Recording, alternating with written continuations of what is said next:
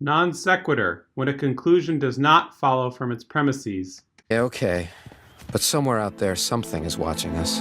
There are alien forces acting in ways we can't perceive. Are we alone in the universe? Impossible. When you consider the wonders that exist all around us. Voodoo priests of Haiti, the Tibetan numerologists of Appalachia, the unsolved mysteries of unsolved mysteries.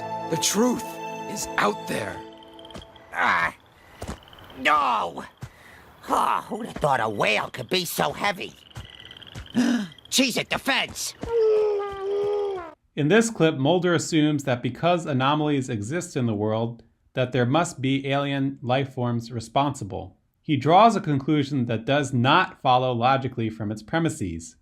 Not only are there other possible explanations for his unsolved mysteries, but also there is a logical gap when he begins by talking about those mysteries and then assumes aliens exist. By asserting a logical connection where one does not exist, Mulder uses a non sequitur. Subscribe to Colburn Classroom and be on the lookout for new videos.